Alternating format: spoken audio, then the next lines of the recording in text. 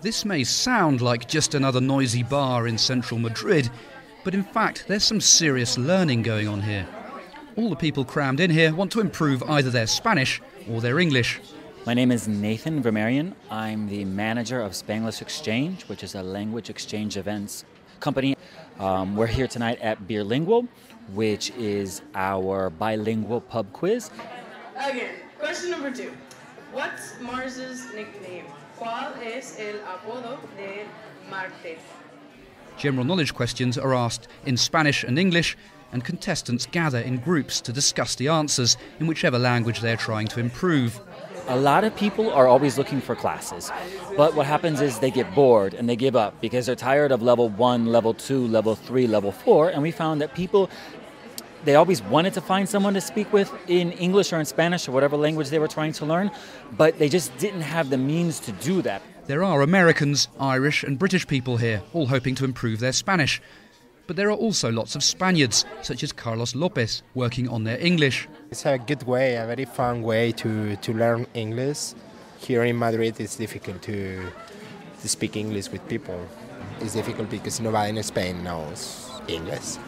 Carlos may be exaggerating when he says nobody in Spain speaks English, but there is an element of truth in what he's saying.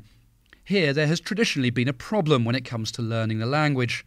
If you speak to a Spaniard, they'll often say that their English is so bad because their English teachers, when they were young, couldn't speak the language. They taught them the grammar of the language straight from books and they never actually got to use it.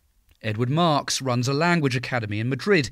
He believes the 4-decade dictatorship of Francisco Franco also played a factor in hindering the learning of languages. Spain was closed off to the rest of the world for so long. And even when it opened after the death of Franco, there are certain things which didn't change. For example, in television and cinema, films are still dubbed. And yet now things are changing.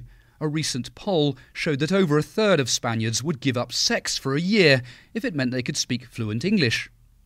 And Spain's Federation of Language Academies says that each year the number of language students is doubling, with English being by far the most popular subject. Spain's deep economic crisis is seen as a major reason for this. With youth unemployment at over 55%, more and more young people are looking abroad for a professional future. There are signs that the next generation of Spanish professionals will have a strong grasp of English, and this school I'm standing next to is one reason why. It's one of the Madrid region's public bilingual schools, set up in the last few years to ensure that children learn different school subjects in Spanish and English. The bilingual schools have now spread across Spain, but hundreds of private academies have also sprung up to satisfy Spaniards' newfound hunger for English. And it seems to be working. A study by EF, a language training firm, showed that in 2009, Spaniards were the worst English speakers in Europe. But in the most recent report, they had moved several places up the index, leapfrogging the likes of France, Italy and Portugal.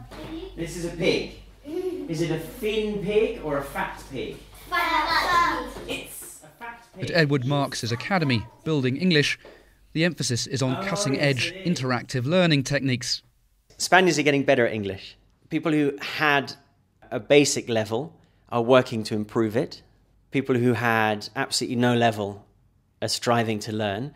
And people with kids are making sure that their kids are brought up speaking it. Spain may not be a linguistic powerhouse yet, but people here are increasingly determined to make sure that as well as speaking the language of Cervantes, they can also speak the language of Shakespeare. Guy Hedgecoe, DW Madrid. A panda bear or a polar bear?